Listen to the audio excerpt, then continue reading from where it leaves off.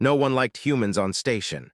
Among the galaxy's thousands of species, humans were considered fragile, weak, and unpredictable.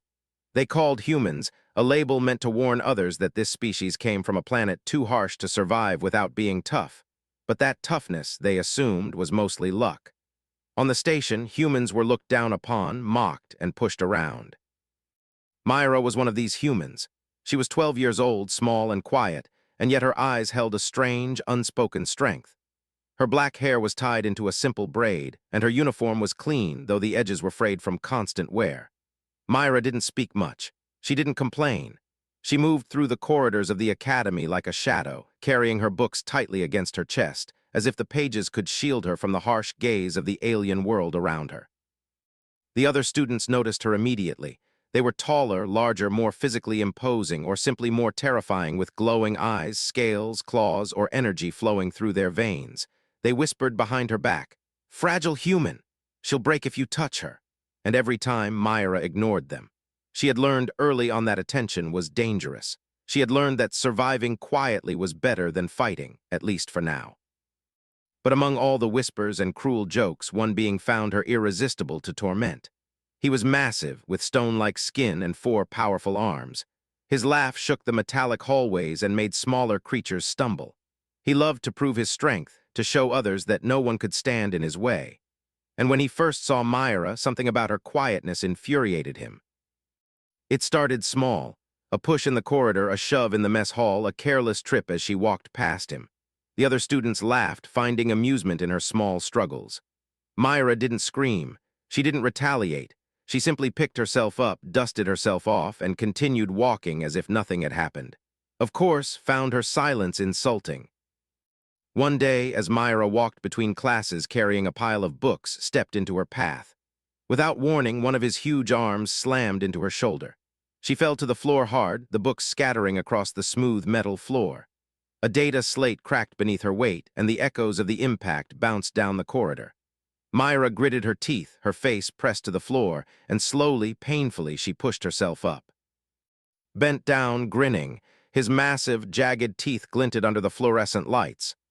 "Oops," he said, his voice rumbling. "Did I hurt you, little human?" Myra's eyes met his for a brief second. There was no fear in them, only a quiet, cold stare that seemed almost too calm for her age. Laughed, cruel and booming, and stomped on her books. "Watch where you crawl," he said before walking away, leaving her to gather what was left of her belongings. It was not the first time he had done this, and it would not be the last. Day after day found new ways to torment her, tripping her, stealing her food, whispering cruel words that echoed in the hallways. And every time Myra did not fight back. She did not cry. But inside, a fire was growing. A quiet, invisible fury that no one could see. It was not blind anger. It was sharp and precise. A cold calculation born from years of surviving in a world where storms could rip cities apart, where predators hunted relentlessly, and where only the clever or strong survived. At night, in the privacy of her small quarters, Myra allowed herself to feel. She pressed her face into her pillow, trembling, whispering her thoughts into the darkness. "I will not break, I will not break." The words were almost a chant, almost a warning. And though her body was small and her presence quiet, something deep inside her had begun to awaken. The teachers knew of the bullying but rarely intervened. "Are violent," they claimed. "Let her learn her place," they said. But they did not know the world Myra had come from. They did not know the storms that had tried to crush her as a child, the wild predators that had hunted her through forests that could swallow a human in seconds. They did not know that this girl, small and unassuming, carried the strength of survival in every heartbeat, and that one day, if pushed far enough, that strength would not be quiet anymore. And that day was coming. Days turned into weeks, and torment of Myra grew bolder. It was no longer the simple shoves or stolen meals.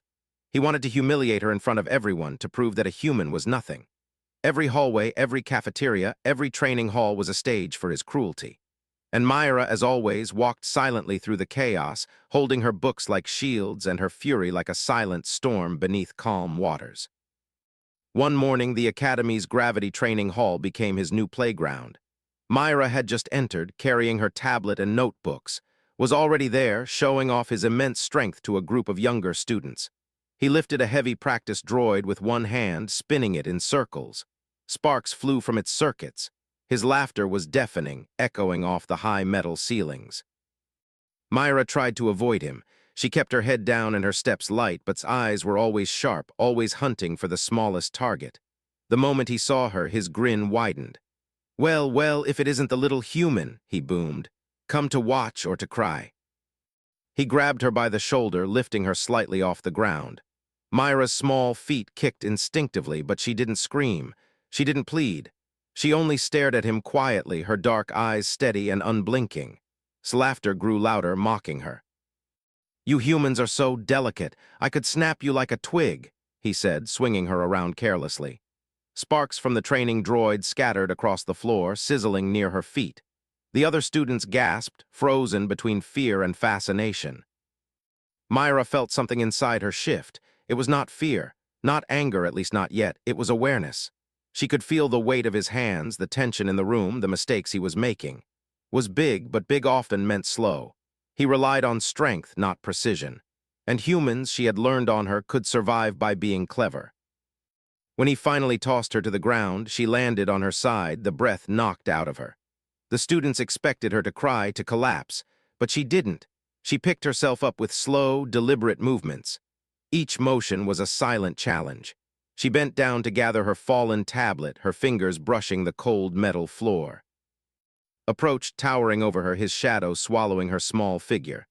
"You think you can survive this? You're weak, fragile, you don't belong here." Myra looked up. Her voice was soft but steady, almost a whisper. "I survive." Her words were like a spark in a dry forest. Froze for a moment, then laughed again, shaking his massive arms. Bold words for something so small. But Myra had made a choice that day. She stopped running from him. She stopped hiding. She observed.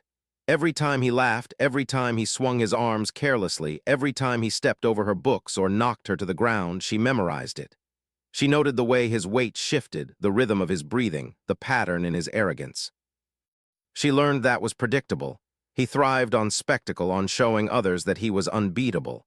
But that predictability could be used. Slowly, quietly, she began planning. She did not speak of it. She did not act on it yet. She simply waited. And while the students whispered about how fragile she was, Myra's silence grew heavier with purpose. At night in her quarters, she practiced with small exercises, using gravity manipulation devices hidden away. She trained her body to withstand pressure, to endure, to anticipate. Her fingers ached, her muscles burned, but she endured. On her, survival meant endurance. On the station, it meant patience. One afternoon pushed her harder than ever. He cornered her in the corridor near the training hall, laughing as he raised his arms. Myra felt the surge of fear and adrenaline, but she didn't panic. She held herself steady, her eyes meeting his. He expected a plea, a scream, maybe even a scurry away. Instead, Myra's gaze held something could not understand. Calm. Silent, dangerous calm. It was not weakness. It was the quiet fury of someone who had been tested and underestimated her entire life. It was the kind of calm that comes right before a storm. Tilted his head, confused. He had broken others with a glance, a push, a laugh. But Myra did not break. She did not tremble, and that confused him. For the first time, he wondered if he had gone too far. But it would take more than wonder. It would take a moment when would make the mistake of thinking strength alone was enough. And Myra was ready for that moment. Because inside her a quiet fury had awakened, and it would not be silent forever. After weeks of relentless bullying, Myra realized something important. Brute strength alone could be countered with patience and observation. Was powerful, yes, but predictable. Every movement, every boast, every careless swing of his massive arms had a rhythm, and Myra was learning it. Slowly, quietly, she began to map his habits, his patterns, and his weaknesses. She watched him in the corridors, pretending to be small, afraid, fragile. She let him bump her, trip her, steal her food, all while noting how he moved, how fast he reacted, where his attention wandered. In the cafeteria, she watched him show off to younger students, laughing and flexing his forearms. His arrogance was consistent. His temper flared easily. His focus was on spectacle, not strategy. At night, Myra went to her small quarters and allowed herself to breathe. She studied her notes, not the textbooks on math or science, but the patterns she had recorded. Steps, the timing of his swings, the way he relied on his sheer size to intimidate. Her fingers traced the drawings in her notebook, angles, lines, weights, and positions. Her mind became a battlefield of calculations. She also trained her body. The gravity manipulation devices she had managed to hide from the academy were small, but they were enough. She practiced enduring pressure, resisting strain, and controlling her balance. Every night her small muscles burned, but she endured. On her home planet, the humans had survived storms that could crush cities and predators that could shred bone in seconds. She had survived that. She could survive. The other students continued to whisper behind her back. They said, "Pathetic human." But Myra ignored them. They did not understand. She was not planning revenge for fun. She was preparing. She was waiting.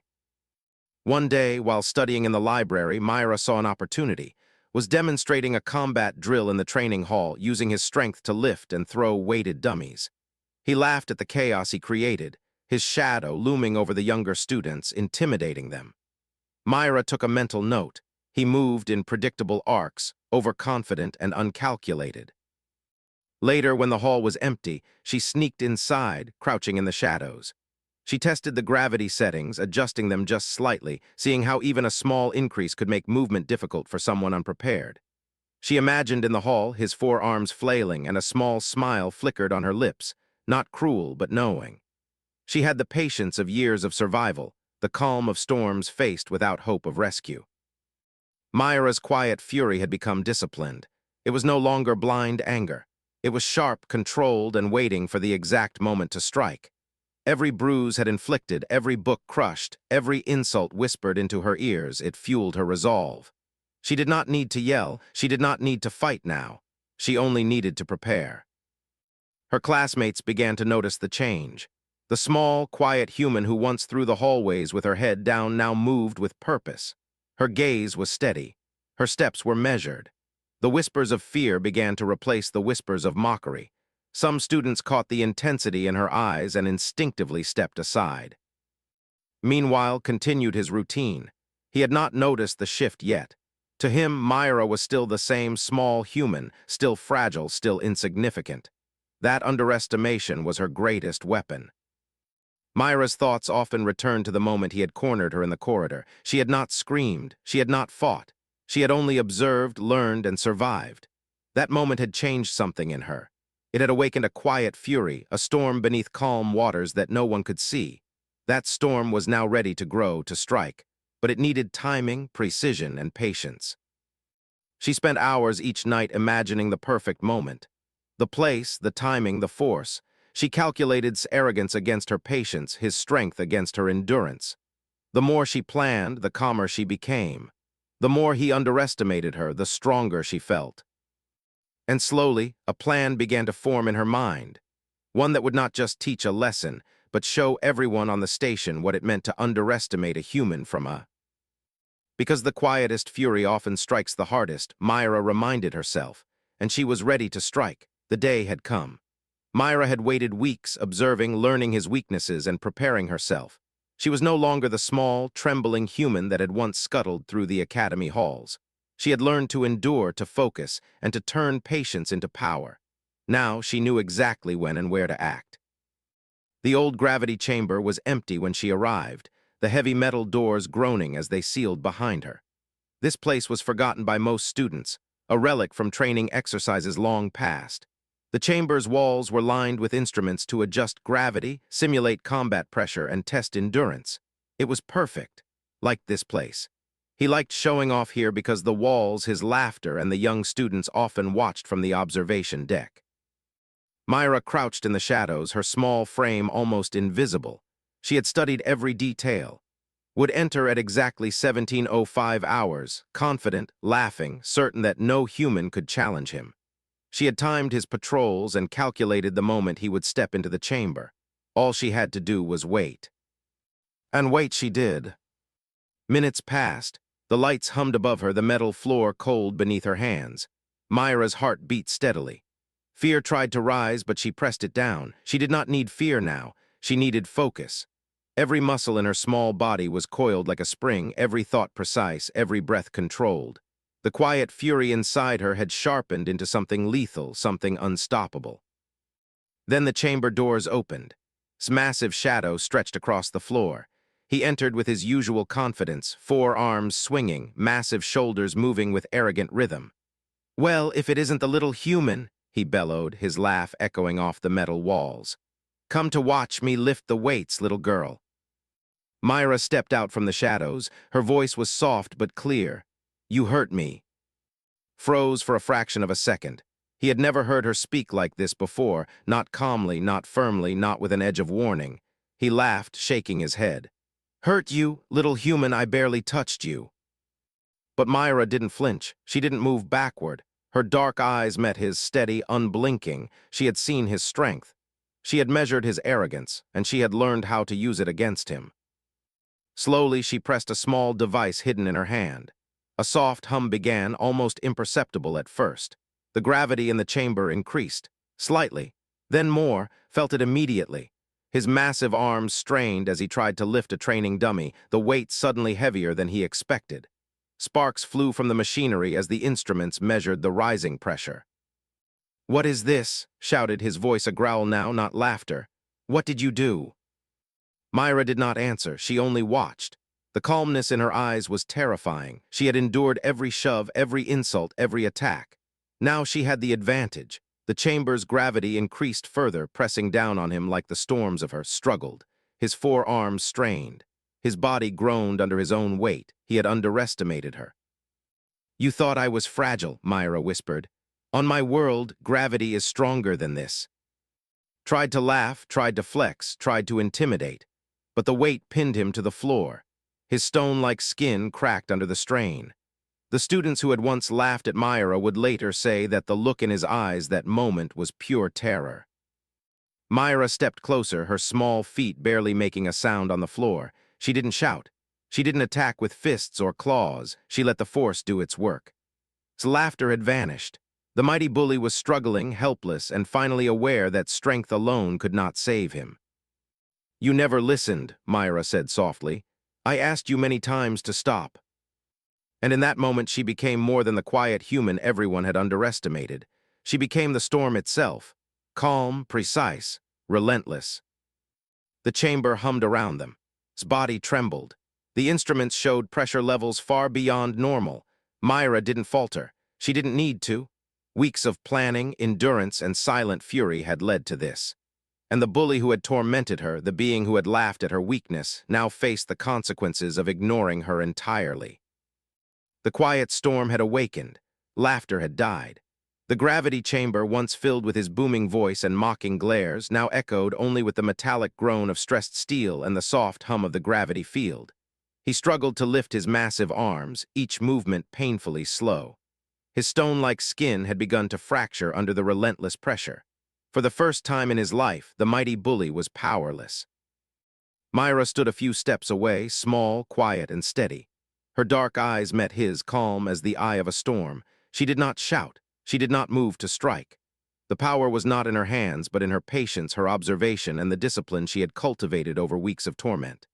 Strength, his arrogance, his reliance on sheer size, they had all been calculated, and now every one of them worked against him.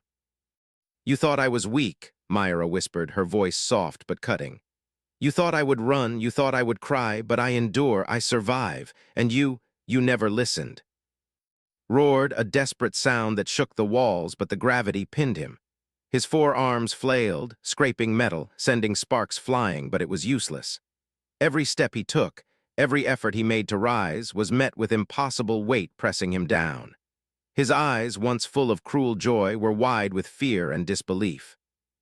The chamber lights flickered as the instruments strained under the pressure. Myra's small figure seemed almost unreal, a calm presence in the center of chaos. She had never raised her voice, never lashed out, and yet now her quiet fury was more powerful than all the strength had ever known.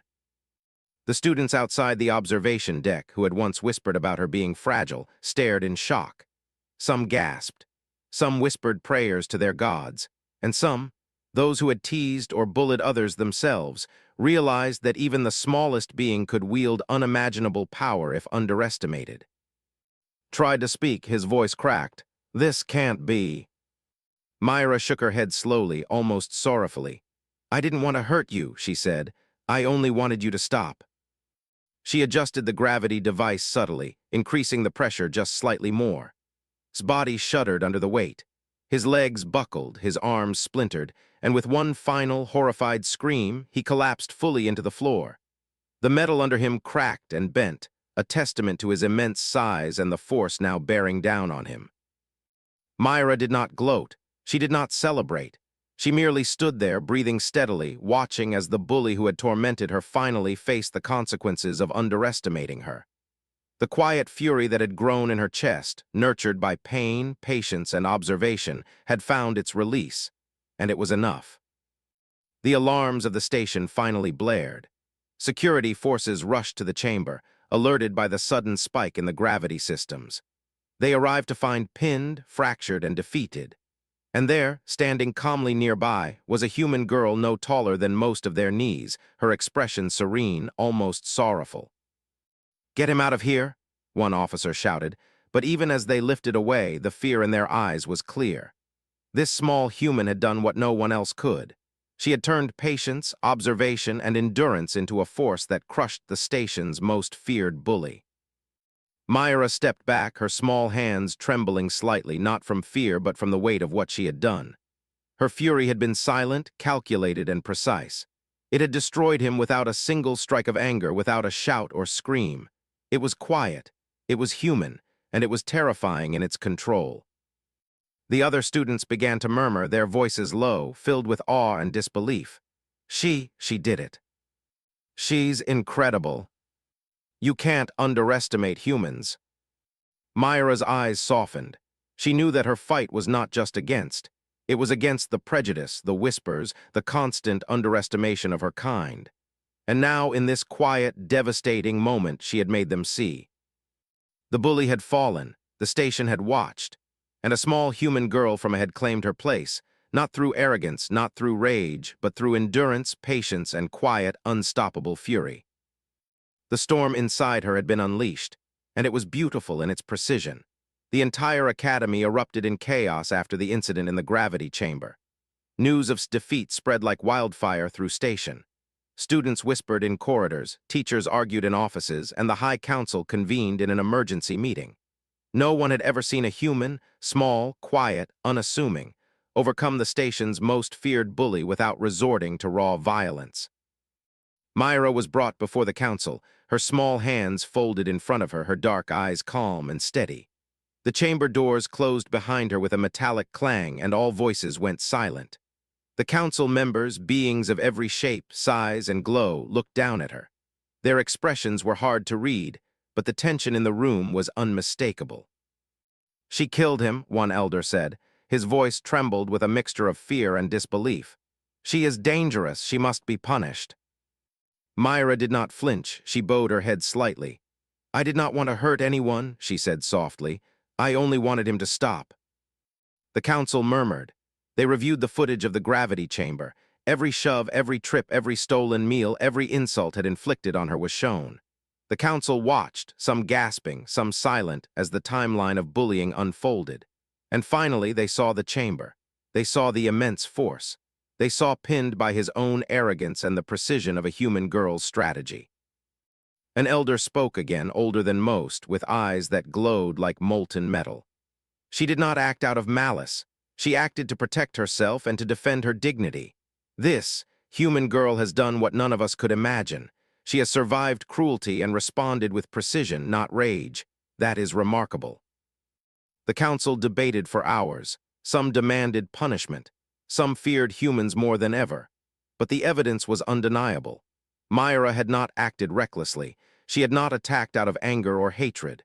She had defended herself, and in doing so, she had demonstrated qualities of patience, observation, and intelligence that no one, not even, had expected.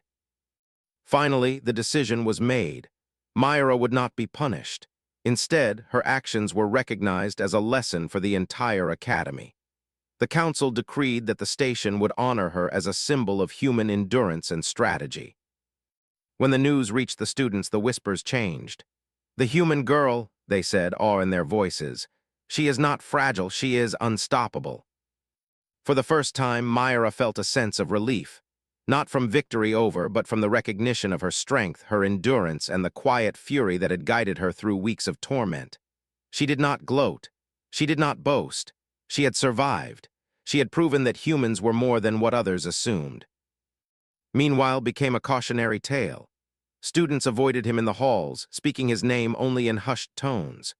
The story of his arrogance and his downfall spread across station, reminding everyone that even the strongest could be undone by patience, observation, and the quiet, unwavering resolve of someone underestimated. Myra returned to her small quarters that evening. She sat on her bed, exhausted but calm. Her mind replayed the events, not with pride or anger, but with a quiet understanding. She had survived, she had endured, and she had been underestimated. And that, she knew, was her greatest strength. Outside, the lights of the station flickered. Life went on. The corridors were still filled with aliens of every shape and size, whispers of fear and respect blending together. And somewhere in the distance, she could hear young students repeating her name, not with ridicule, but with awe. Myra did not consider herself a hero. She was just a human girl who had survived. But in surviving, she had changed the way the station saw her kind. Humans were no longer fragile. Humans were no longer weak. Humans were unpredictable, clever, and when pushed too far, capable of quiet, unstoppable fury. For the first time, Myra allowed herself a small smile. She had endured storms on her, survived predators that hunted in packs, and now faced the cruelty of an entire alien academy. And still, she stood. She had survived, she had won, and the station would never forget it.